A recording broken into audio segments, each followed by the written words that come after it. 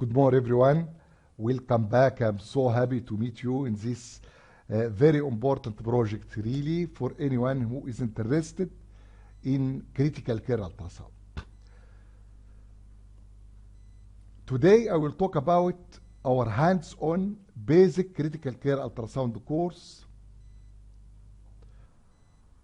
We did this course really more than 20 times.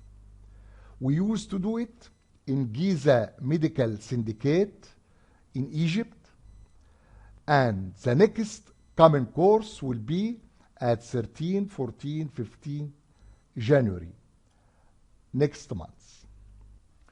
This really version, this coming version of the course is really the full training course for basic critical care ultrasound. It's really very beneficial for anyone who need to know and to be trained in critical care ultrasound. Let us get an idea about this common course. First, we'll talk about the basic physics.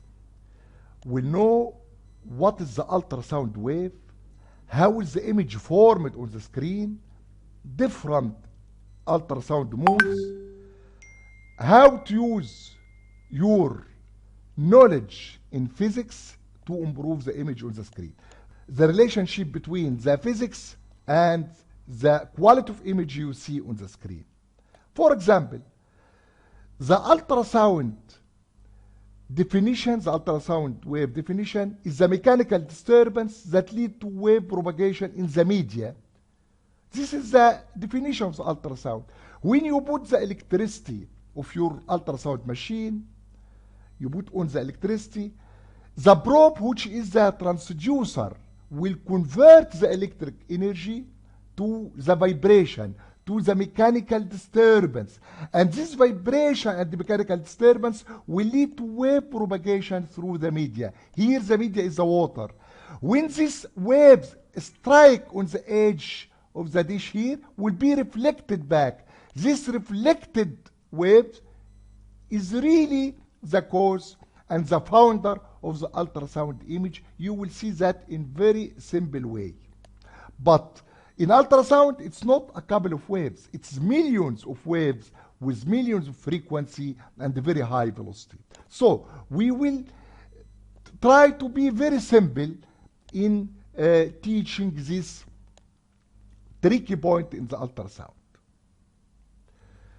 Second, we'll talk about lung ultrasound.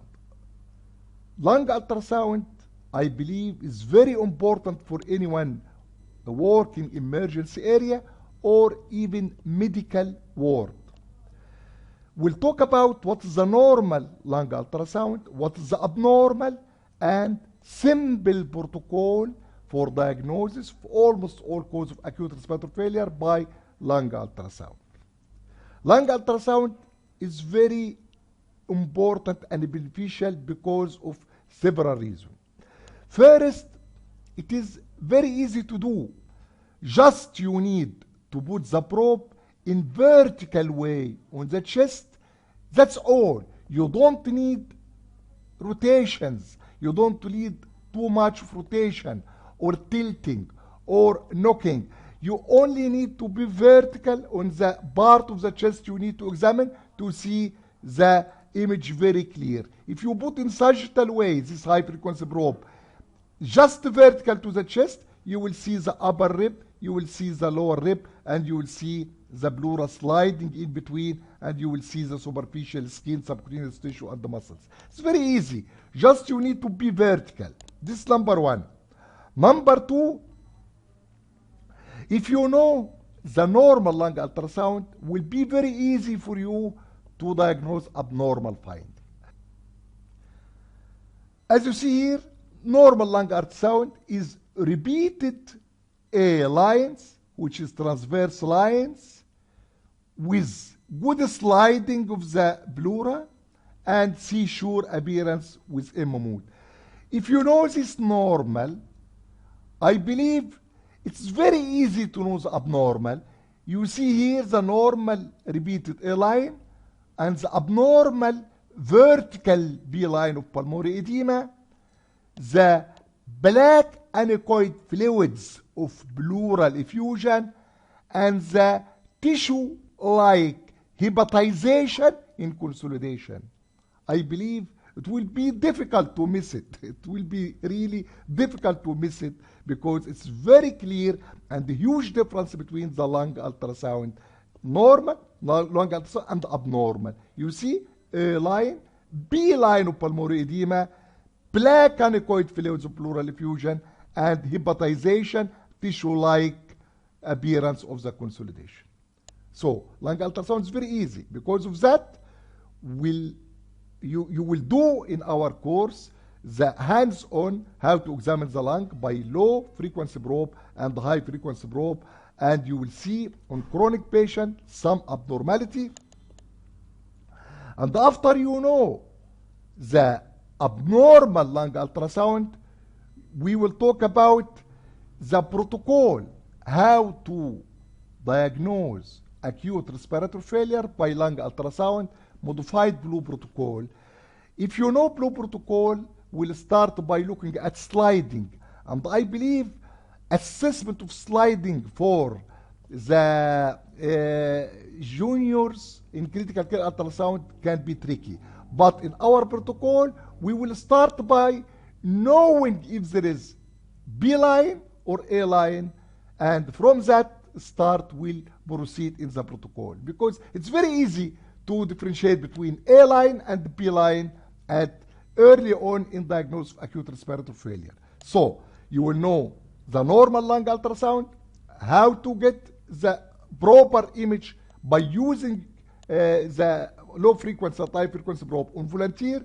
You will know the abnormal lung ultrasound, and you will know the simple protocol how to differentiate how to diagnose the cause of acute respiratory failure by lung ultrasound.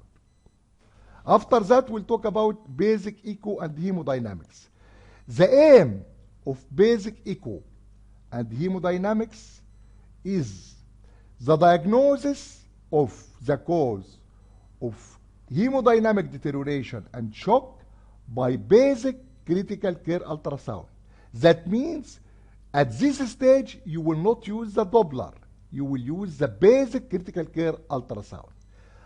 You will be trained on the hands-on section how to get and measure the IVC collapsibility in the volunteer, how to assess the left ventricle function by visual assessment, and one objective measure of ejection fraction by M-mode. You will know how to visually assess the right ventricle on volunteer and measure one objective function of the right ventricle, which is the TAPSE. You will know how to differentiate between pleural and pericardial effusion. And after that, if you know how to get an idea about the left ventricle, right ventricle, pericardial effusion, and the IV collapsibility, you will go through the shock protocol by basic critical care ultrasound, how to get the cause of hemodynamic deterioration by this basic critical care ultrasound. For example, you will start by looking for the inferior vena cava. If the inferior vena cava is very narrow and collapsing, you will start to think about hypovolemic or septic shock. But if the inferior vena cava is too much dilated, non-collapsing, you will go to the heart to know, is it obstructive shock by dilated right side of pulmonary embolism, or cardiogenic shock by very weak left ventricle, or it's tamponading by looking for pericardial effusion. So at this point, you will be trained by basic critical care ultrasound on two important things: how to diagnose the respiratory failure and the hypoxia by lung ultrasound, hemodynamic deterioration by basic critical care ultrasound.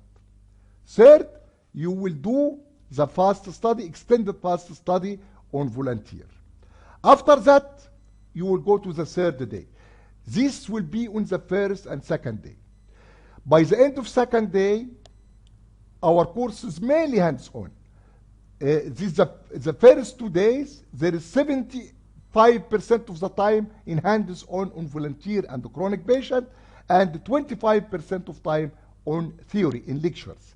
By the end of the first 2 days, you know now 2 important protocols. Simple protocols. How to diagnose respiratory failure by lung ultrasound, modified blue protocol. How to diagnose hemodynamic deterioration by basic critical care echo. This third day is unique, and I believe it's not present in any other critical care ultrasound course. In this third day, we'll go to the real ICU in Cardiothoracic Academy of Ain Shams University ICUs, and we'll apply this simple protocol. We will apply. How can you apply the basic critical care ultrasound protocol in diagnosis of acute respiratory failure and hemodynamic deteriorations?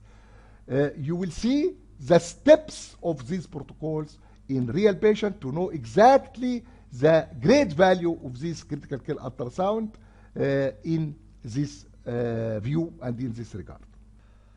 In this third day,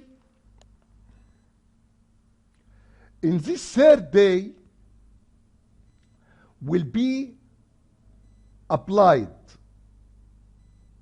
basic critical care ultrasound protocol on real ICU patient in the ICU of Cardiothoracic Academy of Ain Shams University Hospital. Candidates will diagnose by themselves all critical care ultrasonographic signs in real ICU patient.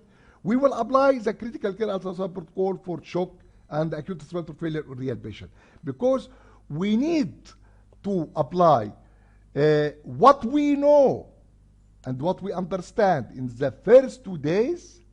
We need to apply this protocol. If the patient is hypoxic, we will apply the lung ultrasound protocol. We'll start by examination to look for any A or P line. If there is P line, we'll go to the next step. Is this P line due to cardiogenic pulmonary edema, non-cardiogenic pulmonary edema, by looking for signs of inflammation in the pleura and the lung, until we reach to the diagnosis. This will be very important, and I believe this third day applied basic critical care ultrasound is not present in any other course. I believe we reach by this course to the full training of basic critical care ultrasound. Really, you can attend your course and you will do it by yourself in the next day in your ICU. For anyone who needs to join us in our course, please contact Dr. Dua, the scientific coordinator in Giza Egyptian Medical Syndicate, in this WhatsApp number. Thank you for watching. See you all in Giza Egyptian Medical Syndicate in our common course. Bye-bye.